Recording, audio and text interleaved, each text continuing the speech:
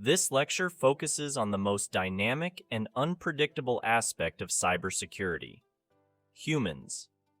You'll explore how individual behaviors, organizational culture, and leadership influence cyber risk, and how you can actively transform your security culture into one that supports resilience, accountability, and secure behavior across all levels of your organization. Even with all the technology, tools, and frameworks at your disposal, you'll often find that the weakest link in cybersecurity is still human behavior. A single careless click on a phishing email, a reused password, or a failure to report something suspicious can unravel months of hard work. It's rarely about intentional sabotage. More often, these missteps happen because someone is tired, rushed, distracted, or simply unaware of the consequences. That's why you can approach human risk the same way you approach technical controls. It demands a different kind of leadership. You'll encounter unintentional insiders, employees who mean no harm but cause damage by making mistakes. Maybe they send sensitive files to the wrong person or store data in an unauthorized location. They're not malicious, but their actions still create risk. Then there are malicious insiders, individuals who intentionally abuse their access to steal, leak, or sabotage. These are harder to detect because they often operate under the radar, blending in with normal user behavior. You must remain alert to behavioral changes and unusual access patterns that might reveal deeper issues. And finally, you have to deal with behavioral fatigue. If your people are constantly bombarded with security prompts, updates, and warnings, they'll eventually start tuning them out. This kind of fatigue causes even the best employees to ignore alerts or delay important updates, not out of rebellion, but because they're overwhelmed or desensitized. To lead effectively in this space, you need more than just policies. You need empathy, situational awareness, and a solid grasp of how people think, work, and react under pressure. That's how you'll build strategies that reduce human risk at its root. Culture is the invisible force that shapes how your team behaves, especially when no one's watching. You might have detailed policies and strong technical controls, but if your organizational culture treats security as a checkbox or an inconvenience, people will find ways to work around it. On the other hand, when you cultivate a strong security culture, your people feel informed, empowered, and accountable for protecting the organization's digital assets. Security becomes second nature, not an afterthought. It starts with your leadership example. The way you act sets the standard for everyone else. If you prioritize security, follow secure practices, and speak about it with purpose, others will mirror that behavior. But if you cut corners or treat security as someone else's responsibility, you're sending a signal that it doesn't matter, and that's the message your team will follow. Next, consider social norms. People pay close attention to what their peers do. If secure behavior is part of the daily routine for your teams, things like locking screens, reporting suspicious emails, or speaking up when something feels off, others will do the same. But if everyone is bypassing MFA or ignoring alerts, that becomes the accepted norm, regardless of your written policies. You also need to look at feedback and incentives. People repeat what gets noticed and rewarded. If your team is acknowledged for identifying risks or reporting issues early, they'll be more likely to engage. On the flip side, if they only hear from security when something goes wrong, they'll stay quiet, even when they see a problem coming. Finally, create an environment of psychological safety. Your people need to feel safe reporting mistakes or potential threats without fear of blame or punishment. When someone accidentally clicks a phishing link or misconfigures a system, they should feel supported in speaking up. That honesty is your window into what's really happening and how to improve. Culture doesn't shift with posters or annual training videos. You shape it every day through your actions, your communication, and the systems you put in place.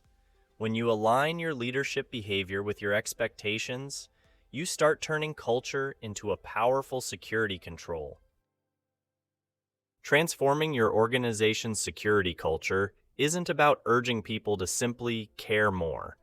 It's about reshaping the environment, so secure behavior becomes the natural, easy, and expected choice. When you remove unnecessary friction and design workflows that support secure habits, you create a culture where people do the right thing, not because they have to, but because it feels normal. Start with leadership modeling. You have to walk the talk. When your team sees you consistently practicing secure behavior, like locking your screen, reporting phishing attempts, or taking part in security training, they begin to view it as the norm. You're not just setting expectations, you're showing what good looks like in real life. Next, embed security into everyday workflows. Don't rely on people to make security-conscious choices manually. Design systems that make those decisions for them. Whether it's enabling multi-factor authentication, MFA, by default, or using secure configuration templates, you reduce the cognitive load on your team and help secure behavior happen automatically. Use positive reinforcement to acknowledge and reward those who model strong security practices. When someone reports a suspicious email or identifies a risky configuration, recognize their action publicly or through performance feedback. This sends a message that secure behavior is valued, not just tolerated. Drive departmental engagement by involving business units in security decisions. Different teams face different risks and constraints, so listen to their input and adapt your approach to fit their context. When you co-design controls with the people who use them, you increase buy-in and reduce resistance. Identify behavioral champions within each team, people who are respected, trusted, and already modeling secure habits. Empower them to promote security through everyday conversations and informal guidance. Peer influence is powerful, and when it comes from someone who understands the team's reality, it sticks. Finally, support continuous learning through relevant, scenario-driven training.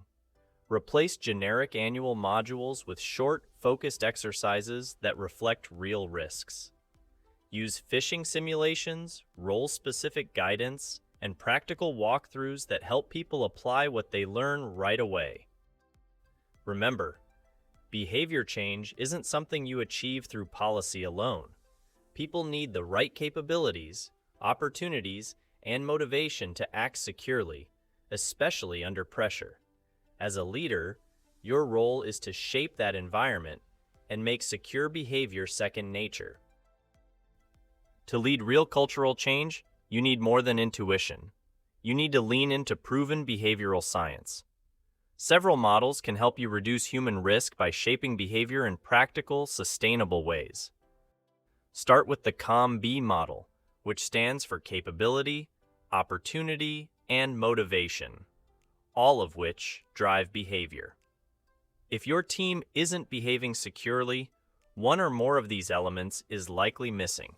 You need to ensure people have the skills, capability, the tools and environment, opportunity, and the personal or social incentives, motivation, to act securely. When you build programs around these three pillars, behavior change becomes not just possible, but measurable. Next, apply behavioral nudging. This means designing systems and environments where the secure choice is the easiest or most obvious one. For example, set strong passwords or MFA as the default. Auto-lock devices after short periods of inactivity. Reduce the number of steps required to report a phishing email. You're not forcing change, you're making the secure path the path of least resistance. Focus on habit formation. Security should feel like brushing your teeth, something your team does automatically without needing a policy reminder. Reinforce simple, daily actions like locking screens, logging out, checking URLs, or reporting suspicious activity. The more consistent these behaviors are, the more deeply they become embedded. You also need to address cognitive load management. If your people are overwhelmed with constant alerts, confusing messages, or too many choices, their ability to respond correctly drops. Simplify interfaces, reduce noise, and prioritize clarity. When you reduce mental clutter, you help your team focus on what truly matters. As a security leader, you don't have to rely on fear or rigid control.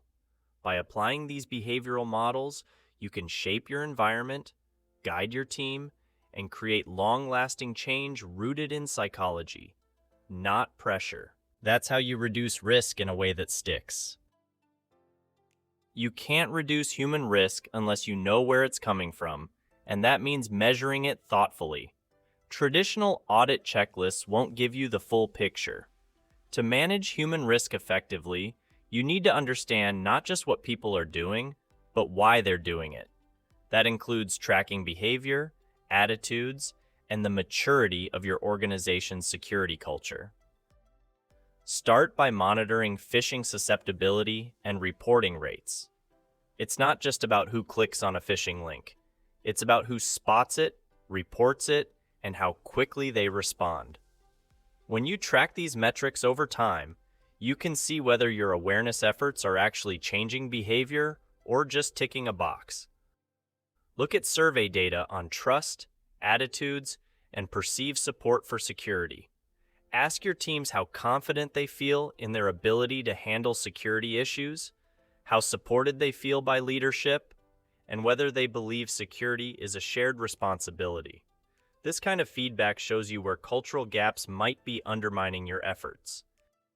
Pay attention to participation rates in awareness programs and simulations. If people are opting out, skipping modules, or not engaging with real-world training, it's a sign that your approach might not be resonating. Participation isn't just about numbers. It's a measure of how integrated security is in your team's day-to-day mindset. Track the number and quality of user-submitted security concerns. When someone raises a red flag, don't just count the report. Look at the context. Are they identifying actual threats? Are you seeing more proactive engagement over time? High-quality reporting is a sign of a culture that's starting to care and take responsibility. Finally, use cultural maturity assessments to evaluate where your organization stands. Are you in a reactive state, only responding after incidents? Are people aware but still disconnected? Or is security truly embedded in everyday decision-making? A mature culture moves from reactive to aware to embedded and ultimately to proactive, where security is second nature. Don't rely on numbers alone. Pair your metrics with qualitative insights like anonymous feedback, interviews with team leads, or informal observations of behavior across departments. When you combine hard data with real-world context, you get the kind of insight that helps you lead, not just manage, your security culture. So, what's your leadership takeaway? Cybersecurity leadership is about more than systems. It's about people. A strong security culture cannot be mandated. It must be led. You are responsible for cultivating an environment where secure behavior is intuitive, appreciated, and expected. By combining empathy, structure, and behavioral science, you can transform human risk into human strength.